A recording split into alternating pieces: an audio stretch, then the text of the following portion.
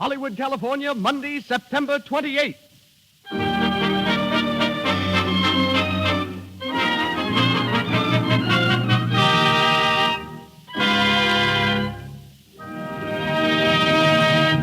The Lux Radio Theater presents Wallace Beery in The Plutocrat.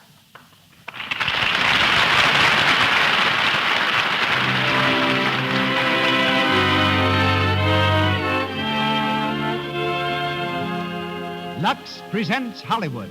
Our stars, Wallace Beery, Clara Kimball Young, Marjorie Rambeau, Cecilia Parker, and Eric Linden. Our guests, Victor Young, Walt Disney, Mickey Mouse, Donald Duck, and Carol Ann Beery. Our musical director, Louis Silvers. All brought to you under the direction of Hollywood's renowned producer, Mr. Cecil B. DeMille. Tonight, we celebrate the 100th broadcast of the Lux Radio Theater, and many of Hollywood's notables are here to observe the occasion with us. Among those in our audience, I see Madame Schumann-Heink, Carmel Myers, Sari Maritza, and Benny Baker. And to all our listeners, a hearty welcome from Lux.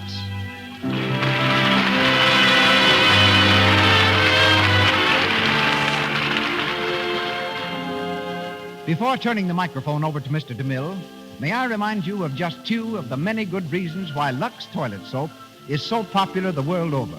First, Lux toilet soap guards against cosmetic skin. The active lather of this pure, delicately perfumed soap removes stale rouge and powder, frees the pores of all foreign matter, and keeps the skin soft, smooth, and clear. Second, Lux toilet soap is within everybody's budget. It costs so little, and all the family can use it. It's fine for baby's tender skin. Men prefer it for its full, rich lather. With your next order, remember to add, and 6 cakes of Lux toilet soap. And now the man who has given us some of our greatest motion pictures and many of our most glamorous stars. Ladies and gentlemen, the producer of the Lux Radio Theater, Mr. Cecil B. DeMille.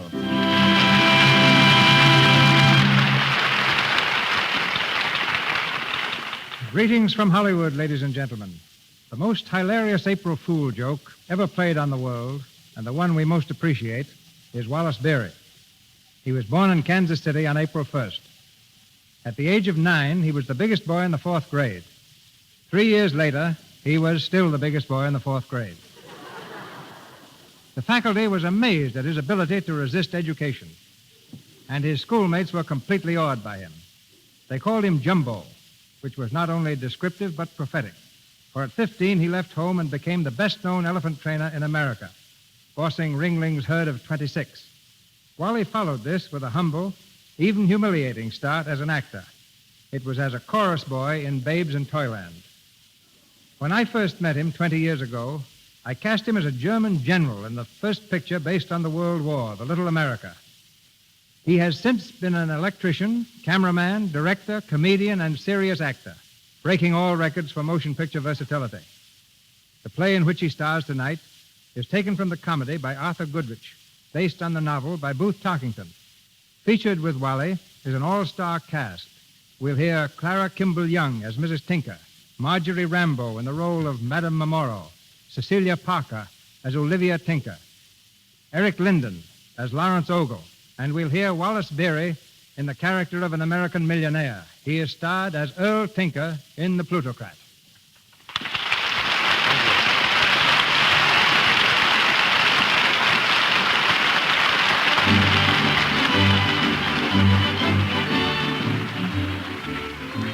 We're in a stateroom on board the steamship Doomveer. It's evening of the first day out, and already Mrs. Tinker has succumbed to the rolling sea. She lies in her berth, an ice bag on her head, a hapless, hopeless, helpless expression in her eyes. Earl, her husband, sits at her side, filled with concern.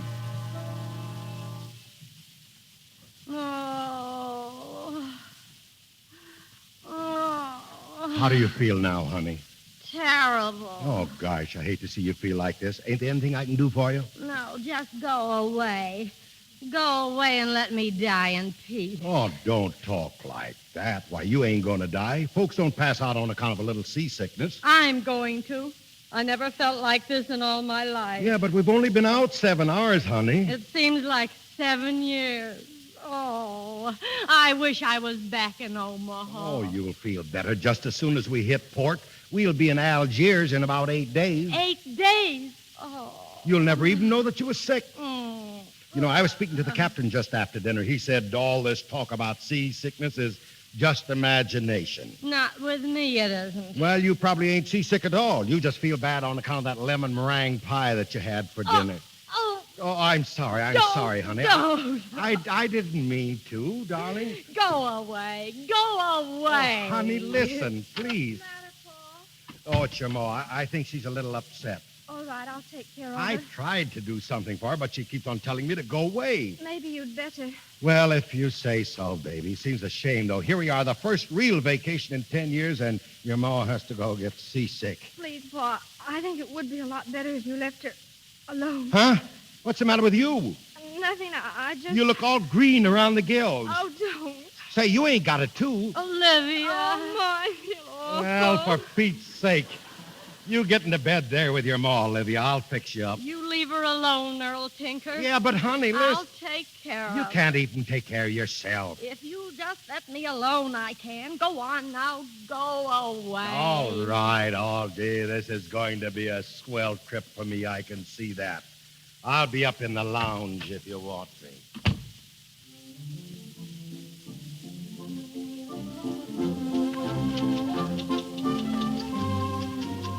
Will you have another, monsieur? Yeah, go on and fill it up, George. Oui, monsieur. You know, George, I am a terribly lonesome man. Oui, monsieur. Yeah, never mind that masseur stuff. Tinker's the name. Earl Tinker, president of the Tinker Packing Company, Omaha, USA. All steward. Monsieur? Demosthenes cocktail, please. One Demosthenes. Oui, monsieur. Hi there, young fellow. Oh, good evening. You remember me, don't you? We sat at the same table, you and me and my wife and my daughter. Oh, yes, of course. Yeah, well, Tinker's my name. Tinker Meat Packing Company. I don't believe you said what yours was. Ogle, Lawrence Ogle. Not Ogle, Ogle Pipes and Steam Fittings? Hardly, I'm not in business. Oh, you're not. Well, that's too bad. I thought you might be Ogle and Ogle, Pipes and Steam Fittings. One Demosthenes, monsieur. Say, what did you call that thing? A Demosthenes what? Oui, monsieur, Demosthenes. It is the latest drink in New York. Oh, guess you're from New York, huh, Ogle? Yeah. Well, I'm from Omaha myself. Finest town on earth. Oh, New York's all right, too, I guess. You know, it's like I always tell my wife. It's a great little place to visit, but I wouldn't like to live You'll there. excuse me, won't you? I've got to look up a friend of mine. Oh, sure. Go on, go Thank on. you. See you around sometime, Oakley. Nice fella, ain't he, huh? Oui, monsieur. Well, I guess I'll run down and see how the wife's coming on. Good night, monsieur. Good night, George. Oh, oh, excuse me, lady. It is quite all right, monsieur. Yeah, I almost knocked the table over. I'm awfully sorry. It is nothing, monsieur. Nothing spilled on you, did it? No, monsieur. Well, let me get you another cocktail. Steward, Oui, monsieur. give the lady another cocktail. Of course. I guess I'm getting kind of clumsy in my old age, huh?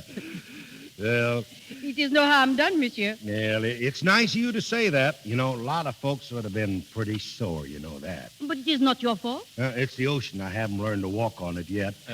Madame's cocktail. Merci.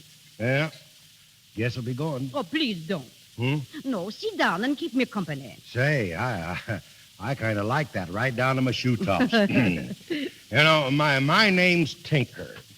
Tinker, president of the Tinker Packing Company, Omaha, USA. I am Madame Memoro. I am not president of anything, and I live in Paris. Well, I'm sure glad to know you, Madame Mumsrow. I was thinking I'd have to spend this trip in solitary. You're a widower, I guess. Is it so evident? Yes, monsieur. You are a widower, Mr. Tinker? Me, a widower? Say, you wouldn't think so if you knew what would happen to me if my wife caught me talking to as good-looking woman as you are, Mrs. Gumsrow. You are very flattering, monsieur. Mr. Tinker. Oh, hello there, Ogley. I thought you went to look up a friend. Well, I did, but... Come on, sit down, sit down. This is Mr. Ogley. He sits at my table. He's from New York. I'm not holding it again him, though.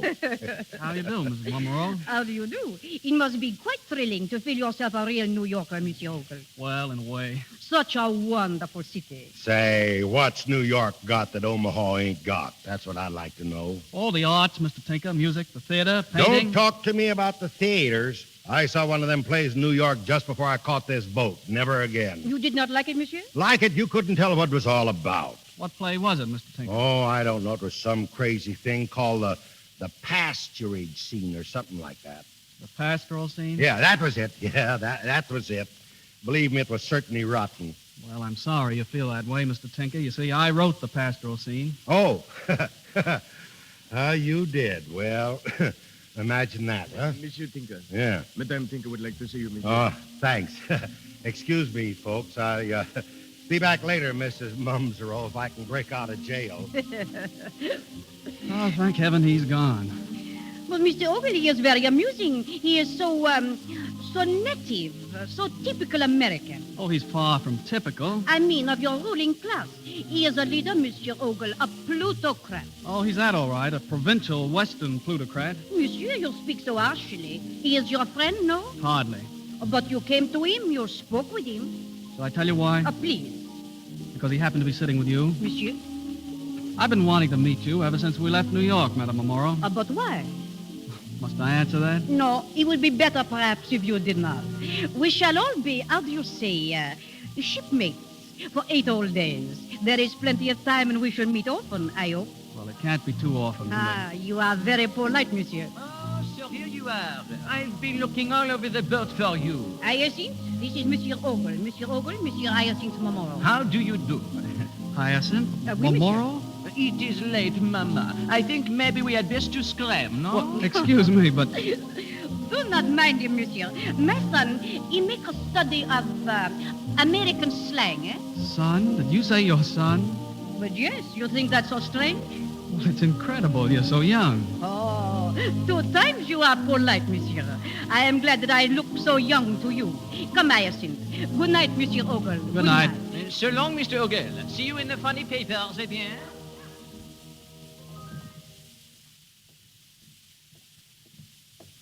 Well, Mama, you have found a rich American? 2 of them, Hyacinth. One young, one not so young. The not so young American is the richer, I think. Ah, hot stuff. Well, I say good night, Mama. De bien, mon cher. Maybe when we reach Algiers, we'll have plenty of money, no? Maybe. Maybe when we reach Algiers, yes, perhaps. Go now to your cabin, Hyacinth. I am going to walk a bit on deck. Very well. Toodle-dee-doo, Mama. Take me back to Omaha. Take me back. Oh, hello, Miss Bumsero. Monsieur Tinker. Say, you ain't turned in for the night, are you? In a little while, monsieur. Oh, don't do that. I was just back on the way to the lounge looking for company. It is too bad. But there is always tomorrow and the next day and the next, is it not so? Well, My chair is out on the promenade deck. If tomorrow morning after 10 you should be lonely... Yeah, well, I might be at that. You know, my wife and daughter ain't very good company right now. Then I will look for you tomorrow. Say, that'll be fine, Mrs. Maria.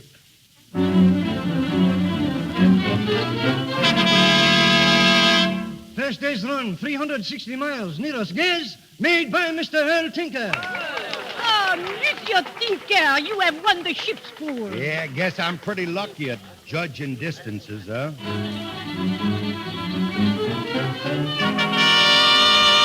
Fourth day's run, ship's pool, won by Mr. Earl Tinker. Encore. It is incredible. It must be your company, Mr. Mumro.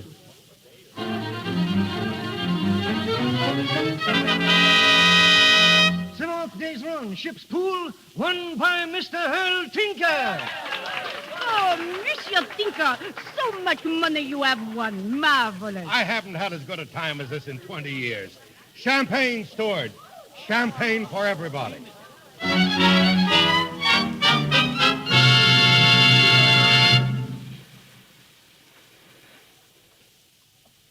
Oh, steward. Oui, Monsieur Ogle? What time do we dock tomorrow? 9 o'clock, Monsieur. Thank you. Shall I bring you a blanket, monsieur? It is cold here on deck. No, don't bother. Very well, monsieur. Oh, excuse me. Oh, I beg your pardon, Miss Tinker. I'm afraid my chair is in a rather bad position here. I'll move it. It's funny, isn't it? What? I told Mama when she asked me to come up here that I'd probably bump into you. I see that I did. I'm sorry. Sorry to meet me? Yes, you always made that perfectly clear. Oh, you know I didn't mean it that way. It doesn't matter. I was looking for Papa. Well, I haven't seen him. You know where he is? No, not the faintest idea. That's not true. You know perfectly well. He's on the upper deck with Madame Amora. Oh, is he? And you know it and I know it, but Mama doesn't. If she did... Yes, I can imagine. No, you can't. Not possibly. There's one thing I want to say to you, Mr. Ogle.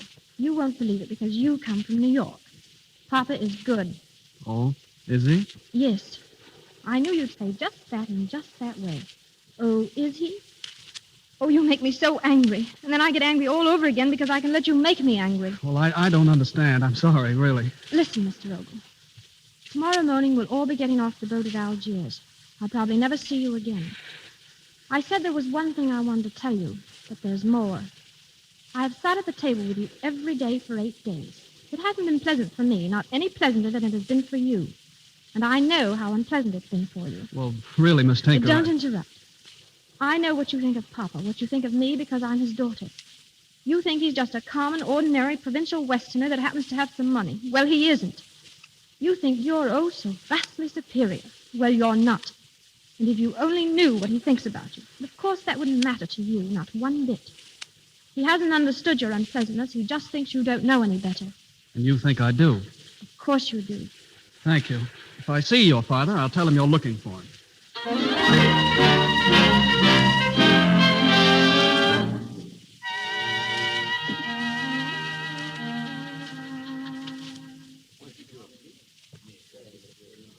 Well, Mama, you have no luck yet? Not yet, my son. There is not much time. Why do you not speak to this Monsieur Tinkler? See if we can borrow. I have too much pride. Besides, I know him so little. Then I am what they say, all washed up. Later, he journeyed to the edge of the desert, to Binda. He told me so just before. You mean perhaps we go to Binda also? It is not impossible. Life, it is just an adventure, is it not so? Eh bien. Perhaps at Binda, I feel much different. I do not know. Only one thing I know. Somehow you must have everything. Oh, baby. You wish to be an impresario, a great manager of the opera. Is it not so? It is the one thing you wish. Okay, a great impresario. It will take much money. And how? It shall come. If I can but see you started for success and happiness, there is nothing I will not do. Mama. Madame Amora. Mr. Oakley, come and sit down. Thank you. I think perhaps you should finish your packing. Oui, Mama. I will be finished in 2 shakes. Well, my friend? Orally, I'm angry with you. Oh, but why? I've been waiting an hour. Where have you been? On the deck. Oh, it was lovely there. With that creature Tinker, I suppose. Yes, he was there, too. He is the most extraordinary man. Oh, I'm not interested. Sometimes I almost think you do not like him. Like him? Orally, you know he infuriates me, just being what he is. Besides, I hate him because you seem to like him. Jealousy? Well, call it that if you like. Perhaps, my dear, that is what I wish. Orally. Listen to me. We are almost at Algiers. You promised me that you will take that trip by automobile through the mountains to Binda. Yes. Once, years ago, I took it. Oh, I wish I could do it again. Well, why don't you? Africa. It is a place of magic, a place of strange enchantment. It changes people. For that, I could wish not to go back to Paris, but to stay. Just to see Africa bewitch you. Well, I'm bewitched already. Orally, come with me to Bindar. I can take a motor and we can drive through the wilderness, over the mountains, lost, away from the world, together. No. It would not do. You see, I am very conventional. But with your son. He goes too? Of course. Perhaps. I wish very much to go to Binda. Well, here I am again, Mrs. Numero. Good evening, all you here, Oakley. Yes, I was, but I'm leaving now. You won't forget, Mrs. Oh, no. Of course not. Bonsoir, monsieur. I don't think the young fella cares about me, huh? Well, our last night out, Mrs. Numero. All packed? My son, Hyacinth, has just gone to finish. Yeah, say, what did you say his name was? Hyacinth. Hyacinth. That's right. I can never remember which flower he is. Monsieur Tinker, you are sure you are going to Bindar? Yes, sir. Mama's got her heart set on Bindar. Where you going? Well, I am still not certain. Well, I guess this is the last we'll see of each other, huh? Oui, perhaps. But I have a feeling, a very strange feeling, that we shall meet again, Monsieur Tinker. No. Oh, yes. Oh. Perhaps even at Bindar. That'll suit me. You are sweet, Mr. Tinker. Oh, go on, Earl Tinker. Yeah. Hello there, honey. How you feeling? I thought you was down in the cabin. I'm feeling much better. I thought a little walk on deck would be good for me. Sure. Perhaps you will excuse me now. Yeah, sure. Good night. Good night. Well, honey? Earl Tinker, what's that Frenchy woman tapping your shoulder? Who, me? My shoulder? Yes, your shoulder. No. You must be seeing things, honey. Maybe. Good gosh, honey. You, what's the matter with you? You know, I haven't done anything. No? How do I know, Earl Tinker, what you've been doing while I've been seasick? I guess no married woman ought to take a sea trip with her husband unless she's a good sailor. No, honey. You know, every day on this trip, I've been so lonesome. Oh, you've never been lonesome in your life. Well, listen, Mama, will Keep you... your hands off me, Earl Tinker. And listen to this. If you ever go chasing off after any other woman, Well, I'm just warning you, that's all. No, say, I don't need any warnings. I'm going back to the cabin. And I think you'd better come, too. Yeah, I'll be right with you, honey. Gosh. Monsieur Tinker? Mm-hmm. Here is the Daily Bulletin, monsieur. You did not ask for it this afternoon. No. Thanks, George. You know, George... Oui, monsieur? Suppose there's a place that's just loaded with danger, and suppose a man's wife is just set on his going there. What can he do? Do? He must do nothing. He must go like a man or be a coward. Yeah? Well, I'm pretty much of a coward, but Mama insists on going to Bindar.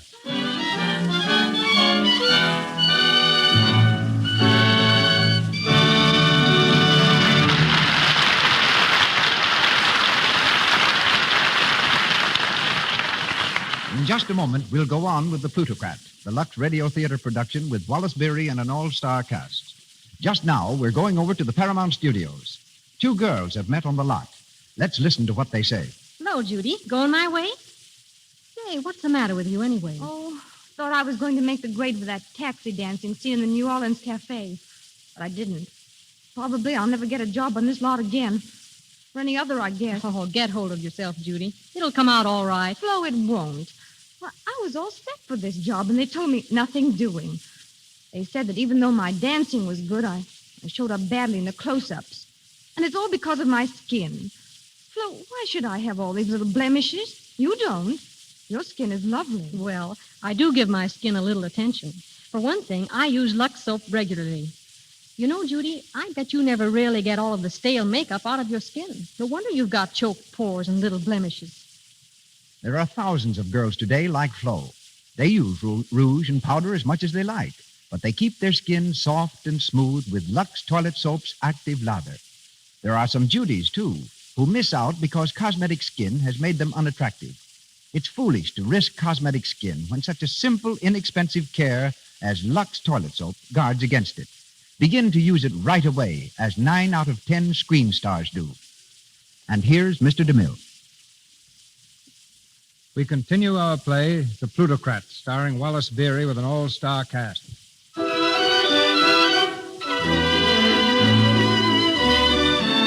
Several days have passed, and our friends from the boat are now stopping at a tourist hotel in Bindar on the edge of the desert. Downstairs on the piazza, Lawrence Ogle, the New York playwright, is slumped in a chair, hands plunged deep in his pockets, his whole attitude suggesting despondency. From the courtyard comes Tinker. He greets the playwright effusively. Well, look who's here. Little old New York himself. How are you, Mr. Tinker? When did you arrive? This afternoon. That's so. I've been out on a little trip across the desert all day. Well, how you standing it? Standing what? Why, this place here, you know, the heat, flies, bottled water, and all that. Everybody jabbering around in foreign languages. Say, have you had any fleas yet? No. That's good. Neither have I, but Mommy. Well, we won't go into that, you know. Thanks. You know, what they need here is a good, live, snappy board of health. Now, you take all these smells around here, for instance. I didn't realize what could be done in the line of smells. But over in that town of Sibioki, where I was today, I ran across one smell that had anything that I ever smelled stung to death. Sibioki. That a funny name for a town? Is it any funnier than Omaha? Well, at last you said something. Up to now has been like talking to you has been like coming out on a train east from Chicago. Well, was listening to you the sort of thing one gets on trains west of Chicago? Sure, free and friendly. Well, that's one reason a lot of us stay east. Well, it would improve you to go west, you know. No, thanks. I prefer civilization. Now, what are you doing out here? That's what I'd like to know. Well, suppose you ask Madame Memorial about that. Madam, is she here? You don't expect me to believe you didn't know she was coming. Well, what in thunder are you talking about? Papa, Yes, Olivia. Mama wants to see you, Papa. Oh, yeah. Where's she? Upstairs. She wants to know where you've been. Well, I've been right here talking to Mr. Ogley. You know, remember Mr. Ogley, baby, there? Yes, I remember him. Yeah. Thanks. Mr. Tinker, Mm-hmm. a letter for you. It was left at the desk. Oh, at the desk. I see. Thank you, Georgie. No trouble at all. Left at the desk. That's funny. Yeah, ain't it? Must be a bill. In a lavender envelope. Well. And perfume, too. A perfume bill. Yeah, yeah. You can't tell anything about these foreigners. You know, they do funny things sometimes. I guess I better run on upstairs and see him all. So long, Mr. Ogley. Of course, Mr. Ogle, that bill is really a note from your French lady. She isn't my French lady. I saw you arrive with all those bags. You didn't look very happy. I wasn't. You don't look happy even now. I'm not. Goodbye. Aren't you going to stop and have tea with me? Tea with you? Why not? Besides, I want to talk to you about yourself. Oh, what again? I was rotten to you on the boat, wasn't I? Tell me, was it you who suggested this trip to Bindar, or was it your French lady? I tell you, she isn't my French lady. Which? She suggested it. Then she is after Papa, isn't she? Yes. She as much as told me so right after we arrived here. And that's why you're looking so miserable.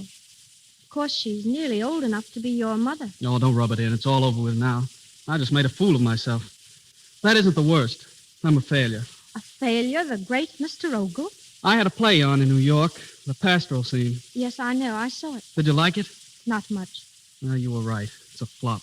I thought it'd be such a surefire hit that I took this trip on the strength of it. And here I am on the edge of the desert, flat, stony, broke. Not really. Isn't it a laugh? When you remember how cocky I was on the boat.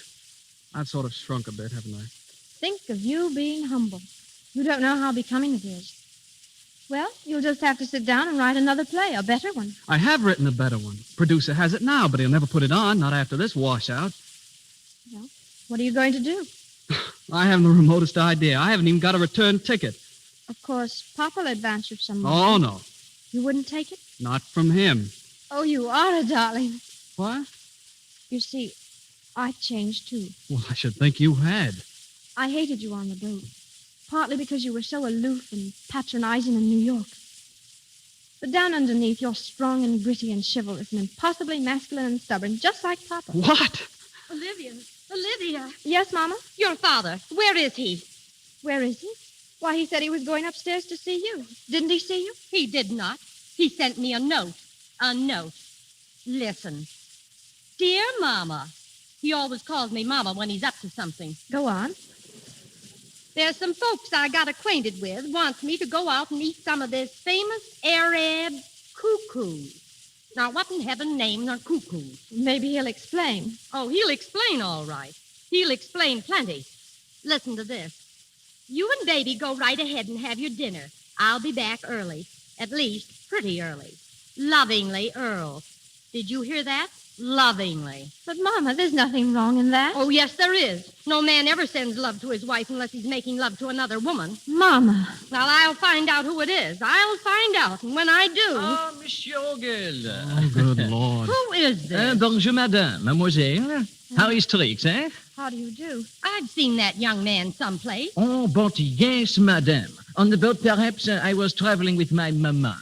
Mama, let's go upstairs. Just a moment. Is your mother stopping here now? Ah, you said it, madame. But where she is, I do not know. She says she's going to eat this famous Arab food. Oh, indeed. Mama, please.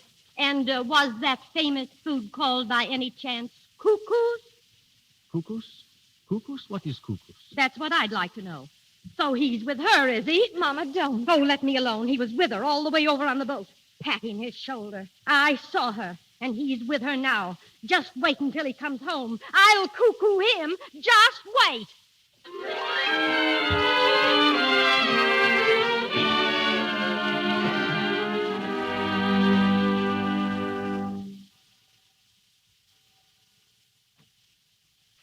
Come on into the card room, Mrs. Mumro. There is no one here. No, not at 2 o'clock in the morning. 2 o'clock. Gee, this is a terrible time to be coming home. My wife will be worried sick. It is late. If that guide had not lost his way. Yeah, a swell guide he was. Ah, but it was beautiful. Moonlight on the desert. Sure, moonlight's great anywhere. You ought to see it out in Omaha. You never forget, do you? I should say not. As a matter of fact, I'm getting kind of homesick for the old place right now. You know, I ought to be getting started back there pretty soon. You will go, and I will stay. But tonight we are here together. Yes, ma'am. I'm not so sure it's a safe place to be, though. You turn on the lights? Must we have lights? Well, I guess it's more according to Hoyle. Besides, I got to shoot upstairs in a minute. Oh, no, not yet. See, I sit down just to make you sit down. Well, I'll stay just a couple of minutes, that's all. Have you never wondered about me? Who I am, where I come from? Well, maybe I have, in a way, but I wouldn't have thought about asking you. I want you to know. Listen, 20 years ago, I am at Budapest. I am dancing. It is a masquerade. I bet you was a stunner then. One man there thinks so. I meet him at 9 o'clock. I dance with him, with no one else, until 1. Then we run away together. Now, that's what I call snappy work. All night we drive. At daybreak we are married. Too late I find out that he is the crown prince of... Oh, no. It is better that I do not name the country. It is so long ago. He is the father of my son. Honeysuckle? I think. Oh, yeah, that's right. Oh, darn it. I'm always getting those flowers mixed up. Yeah, but say, then that kid's a king. But no. My husband, he cannot go back to his own country. He calls himself Momoro. He lives in Paris. He was a colonel in the war. He died for France. Little by little, we lose everything. I must help my son. So we try America. But no, there is no place for us there. So we start back home. But first to Algiers, where we have friends. Then on the boat coming back, I meet you, and... Oh, no, I cannot go on. I cannot say the rest. Oh, say, don't cry, Mrs. Mumsrow. You are so big, so kind. If I can but rest here for just a moment against your shoulder. Well, I'm not so sure my wife would like that. She wouldn't like that, Mrs. Mumsrow, but... In a moment I go. Have no fear. No people ever come to this room after so late an hour. I know, but Mama ain't people, Mrs. Mumsrow. You know, now, come on. I'm getting kind of nervous about my family. But it is my son. Now, do not say heliotrope or honeysuckle. Now, don't tell me. Hollyhocks. I think. I got it wrong. He has ambitions, monsieur. He wished to be an impresario. A what? An impresario. You don't say so. It costs 400,000 francs to buy him a partnership. 400,000 francs? How much is that in real money? Oh, you do not wish to give it me? Oh, I am so ashamed to ask. No. I didn't say I wouldn't. Monsieur Tinker, you like me? Huh? Yes? Oh, sure. Very, very much? Well, now, you know, I'm a married man, Mrs. Mumsrow. I got the finest little wife in the world. Oh, but you do like me. Well, I doggone, I think I better go on upstairs. Earl? Yeah. Is that you? Yeah, gosh, it's Mama. Mrs. Monroe, you step out on the balcony, will you? Go on, get out like a good girl. Very well. But I will see you tomorrow, no? No. Yeah, I mean, yes. Go on. Good night, monsieur. Good night, monsieur. And I'm back in Omaha. Earl Tinker. Uh-huh. Where have you been? Oh, hello, honey. Gee, did you get my note? I certainly did. Well, everything's all right then. That's fine. What's fine about it? Well, you see, some gentleman asked me out to prize some of the famous cuckoos, and well, I I would have taken you along, but you haven't shown much appetite for these foreign dishes and all, and so I went. That's it. I went. Uh-huh. And who were the gentlemen you ate cuckoos with? What were their names? Their names? Why, honey, you wouldn't know them if I told you. Name one of them. One of them? Cinch. One is... well, Mr. Oakley was one of them. Yeah, I don't believe you know him, though. Oh, yes, I do. And Mr. Ogle has been out with Olivia all evening, looking for you. That's where Mr. Ogle was. Now, Mama, don't get excited. You know, come on over here and sit down, honey. Let me alone. I know where you were, Earl Tinker, and I know who you were with. You ought to be ashamed. But I ain't done nothing to be ashamed of, Coming honey. home at 2 o'clock in the morning. I can explain that, Mama. We had a guide, and after we ate the cuckoos, the guide showed us around, and he got lost. Lost? What kind of a guide was he? An Arab guide? Now, look, Mommy, I can explain... Don't bother to explain, Earl Tinker. I don't want to hear any more of your lies. Oh, Mama, After listen. 25 years. 25 years! This has to happen. Nothing's happened, honey. Well, it won't happen again. I'm going home. I'm leaving this place tomorrow. All right. I'll get the tickets. You needn't bother. I'll get them myself. You don't mean you're going home alone? No, I'm going with Olivia. What about me? I don't care what you do. Stay here if you like. I don't care. Oh, now. That ain't no way to talk. You don't mean that, Mama. Yes, I do. And I wouldn't care if I never saw you again. That's how much I mean it. Oh, Oh, Mama, here. To me. Wait a second, Mama. Oh, gosh.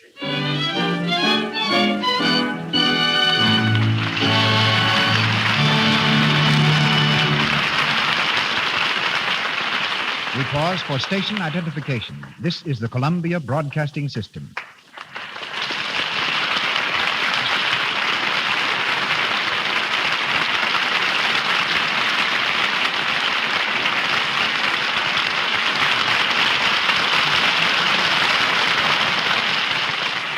Since the advent of sound pictures just 10 years ago, Hollywood has become the world's largest colony of musicians.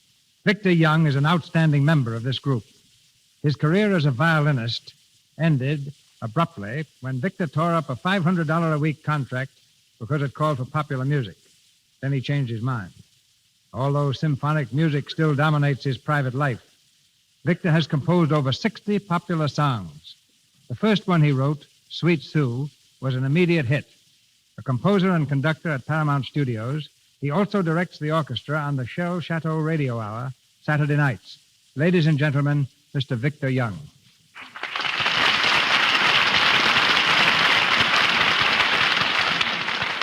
Thank you, Mr. DeMille. I've had many surprises since coming to Hollywood, but none as great as discovering how enthusiastic the picture stars are about good music. Joan Crawford, who is studying voice, is a steady patroness of concerts. Edward G. Robinson, who won his fame in gunman roles, is happiest when he's conducting an orchestra. And his daughter is an excellent singer. Take Wally Beery. He invites you to his home for dinner, and all you do is listen to his little daughter, Carol Ann, play the piano. Lisa Landy is a pianist and composer. So is Lionel Barrymore. Loretta Young seldom misses a concert, while Myrna Loy, Gloria Swanson, and Herbert Marshall are all great music lovers. And most of our stars were present a few weeks ago at Leopold Stokowski's concert in the Hollywood Bowl, when Victor conducted the first rendition of his remarkable musical Pictures of the Desert known as Arizona Sketches. I've got a confession to make about that composition. I've never been near Arizona. And Bizet had never been to Spain when he wrote Carmen. Do you rely solely on imagination, Victor, when composing? Well, I get a lot of inspiration playing poker. Oh, collecting other people's notes. Huh? No, I always lose. But the other day I was told to write a song for Carol Lombart's next picture, so I played poker. As I was driving home at 4:30 in the morning, I ran into a tune, stopped the car, and wrote it on the back of an envelope. I once wrote a song on the back of a Lux soap wrapper. If the tune was as good as the soap, I would have had a real hit. Frankly, Mr. DeMille, the hardest thing about being a musical conductor is to be invited to talk on a radio program. I'd much rather play. Then why not play the song you wrote for Mary Ellis' latest picture, Fatal Lady? Je vous adore. I'd be glad to.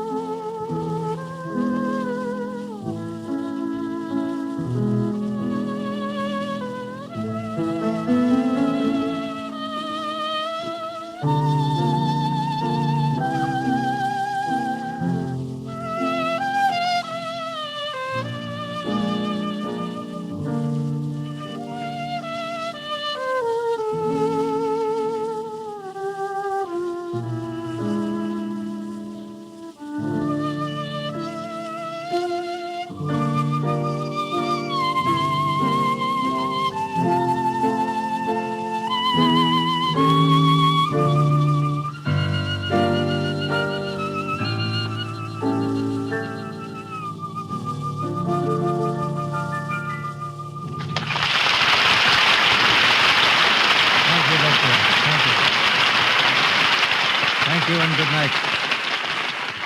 Back to our play, The Plutocrat, with Wallace Beery and an all-star cast featuring Clara Kimball Young, Marjorie Rambeau, Cecilia Parker, and Eric Linden.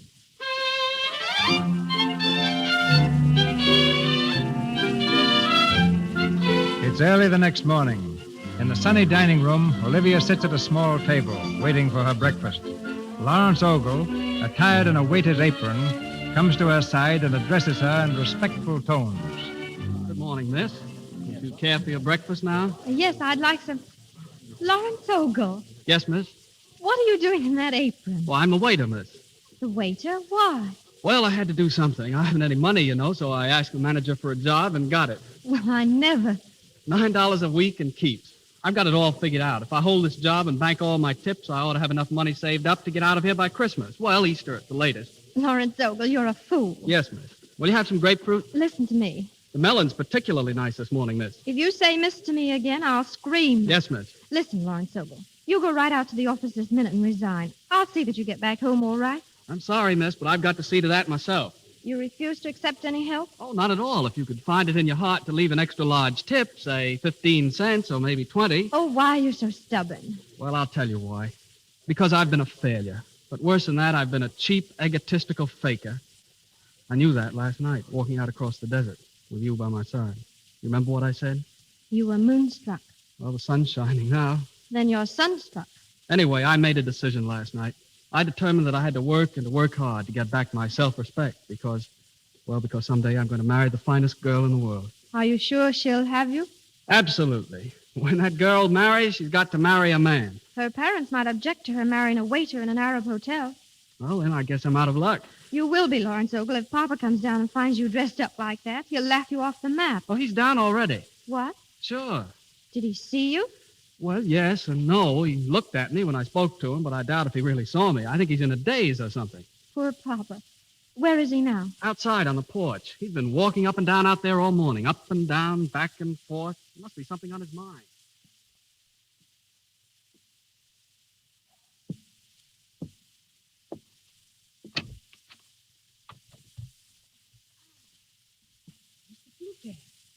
Oh, good morning, Miss Bummerow.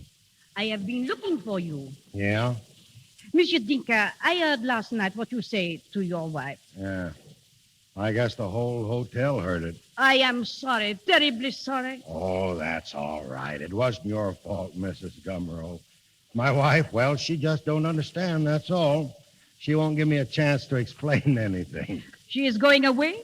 Yeah, I guess so. I am leaving too. You? When? This morning. Now, I could not stay after causing so much trouble for you. Oh, listen. No. It was my fault, everything. But I will try to make it right again, Mr. Tinker. I will go to your wife. I will say, take him back, Mrs. Tinker. He is the nicest man I have ever known. No. No, you better not say that, Mrs. Bummerow. I tell you.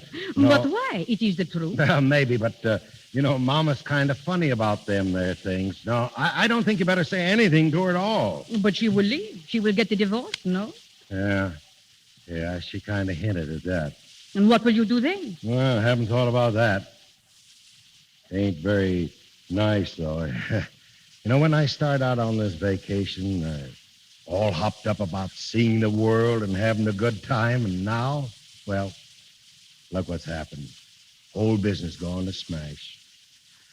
I wish I'd never left Omaha. Monsieur Tinker, why don't you come with me? I will make you happy. Go with you. Oui, my son and I are leaving now. Come with us. Oh, no, I couldn't do that. Why, what would I be doing traipsing around with you and hollyhawks? Mama, you are ready, yes? The car is waiting. In one moment, I think. Monsieur Tinker. Oh, say before I forget it, I got something for you here. What? But what is this? A check? And for so much money? Well, you said you needed 400,000 francs to make that son of yours, what was you were going to make him? Grand impresario. Impresario. Yeah, that's right. So I made out a little check. Mama. No. We cannot take it. Oh, sure you can. No, please. Oh, come on. Give me your purse and I'll put it in there. Come on. Hand it over, Mrs. Mummerow. There. Now, what do you think of that? Oh, what do I think? I think you are the biggest, the most generous. The most magnifique. Never mind that. You run along with your ma. You'll be late. Hyacinth and I, we go alone? Well, Oh, think what it means. If you stay, it is a life of emptiness. I'll tell you what I'll do. You wait down there in the car just 10 minutes, and if I don't turn up, why, you go on and scoot along by yourself. Very well. I will wait for you. But if we do not meet again, goodbye, mon ami. Goodbye. Goodbye, Mrs. Bumsrow. We'll know in 10 minutes whether it's final or not. Adieu, Mr. Tinker. Goodbye, heliotrope. Oh, thank you for your kindness. You are the cat's bow wow.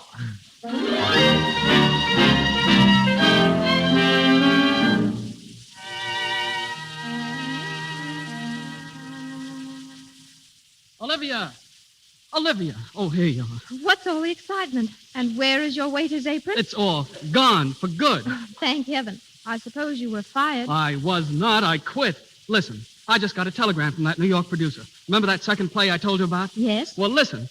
We put your other play in rehearsal before Pastoral Scene closed. Didn't want to tell you about it because we weren't sure we'd open. We did, last night. It's a knockout. Biggest thing in years. Oh, Lawrence. Sending a check for $5,000 in advance of royalties. Oh, it's marvelous. Olivia, will you marry me?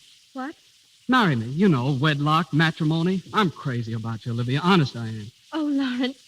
Say it again. I'm crazy. Olivia. Mama, come here. I've got news for you. Oh, where's your father? Where is he? I don't know. Mama, listen. I'm going to be married. Oh, don't bother me with things like that now.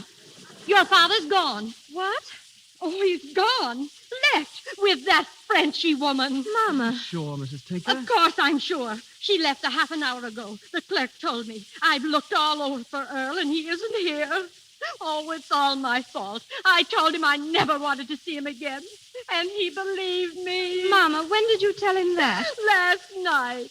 I didn't mean it. I just wanted to frighten him. And now, oh, no. Don't cry, Mama. Please don't cry. It'll be all right. I'll never see him again. Oh, there, Mrs. Tinker. And she won't treat him right. I know she won't. She'll let him go out in the rain without his rubbers. He always forgets his rubbers. And who's going to make him change to his heavy socks when the snow's on the ground? He'd never think of that himself. Oh, Mama, please. Oh, why did I ever say such things to him? Hello, why? folks. Hello, folks. Earl. Oh, Earl, darling. Say, what is this, Oh, anyway? Earl, you've come back. You've come Sure, back. I've come back. You seem kind of glad to see me, too. Oh, I am. Where were you? Oh. Well, no place in particular. I walked down the road a ways. There's a jewelry store down there, an Arab place. I thought, well, maybe you'd like a piece of that Arabian jewelry, so I brought you some. Here, honey. Oh, Earl, thank you, darling. Then everything's all right again? I mean, you ain't sore at me or nothing like that. Of course not. Well, that's fine. That's fine. Papa, I'm going to be married. What? Married? Yes, Mr. Tinker, she's going to marry me. Why? Well, because she loves me. I love her. Well, I guess it's all right with me. Olivia always has her own way anyway. Shake. Thank you, Mr. Tinker. Well, everything looks rosy for a while, don't it, Mama? Yes, Earl. Well, I guess it ain't been such a bad vacation after all. Of course, you got seasick. Olivia got a husband. That kind of makes up for it. And oh, yes, I made a honeysuckle an impresario. Say, Oakley, you're a pretty smart fella, ain't you? Well, maybe. Well, tell me something, will you? What in the blazes is an impresario?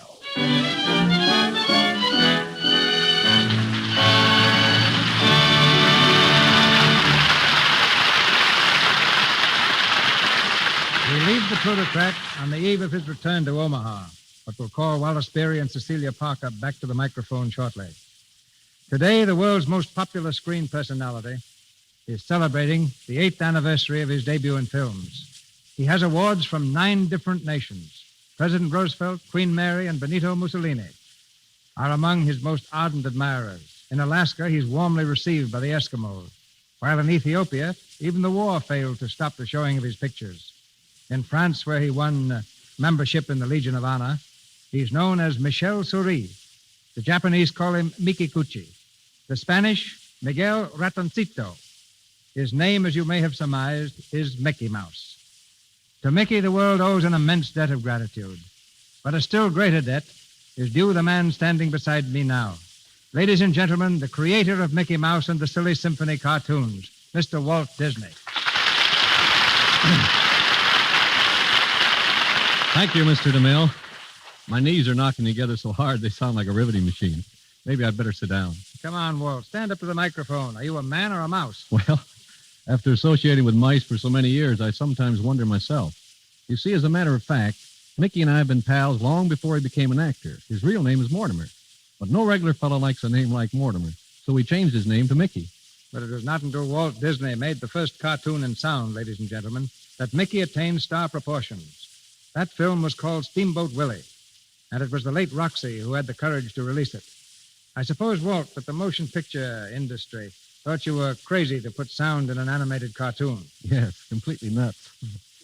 You know what they're saying about you today, now that you're making the first feature-length animated picture, Snow White and the Seven Dwarfs. I can imagine. What have you heard? Now, perhaps you better imagine that, too. Anyway, how do you feel about it? Well, Mr. DeMille, any picture's a gamble. But we're betting $750,000 that Snow White will be good entertainment. My bet's on you. And now, ladies and gentlemen, I think we should cross-examine the young fellow on whom Walt bet his money 8 years ago. Mickey Mouse, take the stand.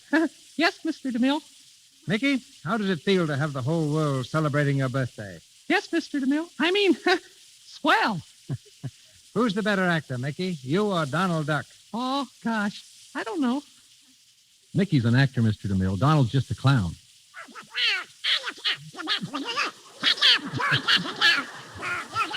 Mickey, is it true that you're jealous of Donald Duck's meteoric rise to fame? Oh, absolutely not, Mr. DeMille. Donald was starving to death singing in radio when Mickey found him. I remember on the airwaves, he was like a duck out of water. Yeah, just a wisecracker. Donald, get off Mr. DeMille's neck. Let go. There now. That's more like it. Remember, you're a star now. Yeah, and he's got a valet who washes his face with Lux soap.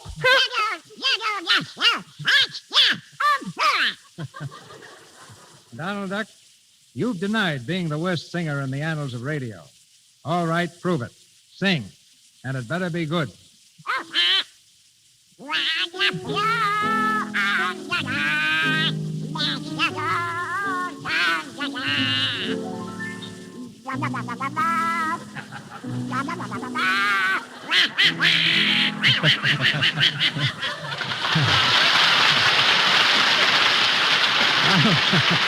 Donald, I apologize.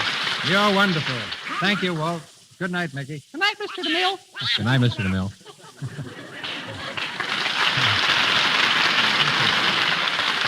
In As You Like It, Shakespeare says that each man in his time plays many parts.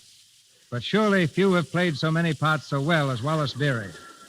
Wally, I think, has been everything except a leading lady. But here he is now, leading a lady to our microphone. Wallace Beery and Cecilia Parker. Thank you, Mr. DeMille. You gave my history wrong. I was a leading lady once. My first part in pictures was as a beautiful Swedish housemaid. Were you as beautiful then, Wally, as you are now? Well, Cecilia Parker here takes care of the good looks department. Maybe I should say the good looks department. Well, of course you should say the Lux department. Although I guess it isn't really news that I use Lux soap. Practically every star in Hollywood does. But honestly, Mr. DeMille, you shouldn't say Wally isn't good looking. I think he's beautiful. Thanks, Celia. Well, I guess I'm the only one in Hollywood who wasn't even considered for the part of Romeo. But you got just as great a part in your new picture, Old Hutch. Well... The only difference is that instead of making you a great lover, they made you a great loafer. Well, you know, I always carry my critic along with me, my daughter, Carol Ann. You know, maybe you'd like to hear from here. Come here, Carol. Carol, this is Miss Parker and Mr. DeMille. How do you do, Mr. DeMille? You know, Mr. DeMille has directed some of the greatest pictures ever made. You know, for instance, did you ever hear of Cleopatra? Daddy, I can't say that word. Was that you, Mr. DeMille? I'm afraid not, Carol. It's the first time I've been mistaken for the Siren of the Nile. You see, Carol, Mr. DeMille produces this program for Lux Toilet Soap. Oh, I know about Lux toilet soap. I wash my daughter's face with it. She won't let me use anything else. Well, True Hollywood doll. well, the next time that you wash your face, don't dump those suds on the lady's parrot next door, will you, please? Now, listen. Now, we forgot to ask you, how you were sitting out there, how did you like the show? The show was all right, but why didn't you do something? I can always tell when you're tired and sleepy and time to go home. Well, Mr. DeMille, I think we better say good night. Good night, Raleigh. Good night, Mr. DeMille. Good night, Miss Parker. Good night, Carol. Just a minute, Carol Ann. There's something more important than going to bed. How would you like to meet Mickey Mouse? Oh, I would love to meet Mickey Well, Mouse. here he is. Hello, Carol Ann. Happy birthday, Mickey. Thanks. Same to you, Carol Ann. What's that noise, Mickey? Oh, that's Donald Duck. Would you like to meet him? Oh, I don't care.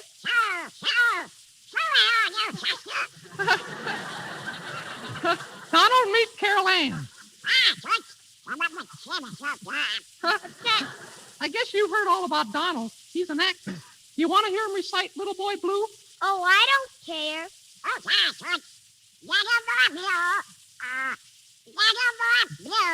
Come blow your horn.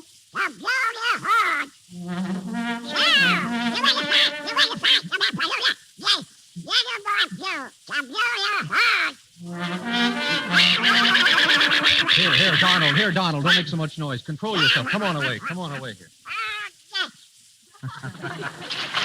night. Good night.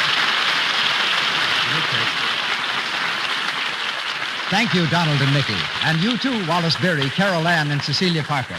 Ladies and gentlemen, this is your announcer, Melville Ruick. In a moment, Mr. DeMille brings word of next week's program. Tonight's star, Wallace Beery, appeared through courtesy of Metro-Goldwyn-Mayer, Mr. Young and Mr. DeMille, Paramount, and Louis Silvers, 20th Century Fox, where he wrote the musical arrangements for Shirley Temple's latest picture, Dimples. And now, Mr. DeMille.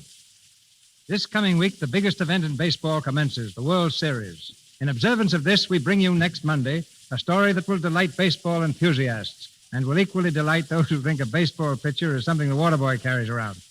Next week, we give you a splendid comedy with one of the world's greatest comedians when the Lux Radio Theater presents Elma the Great, starring Joe E. Brown with June Travis.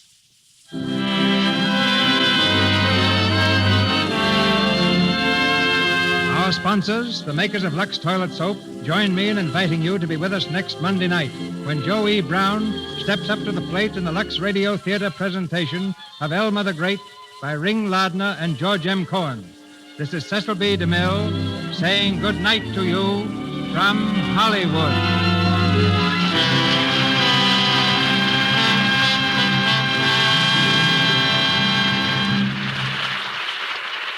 This is the Columbia Broadcasting System.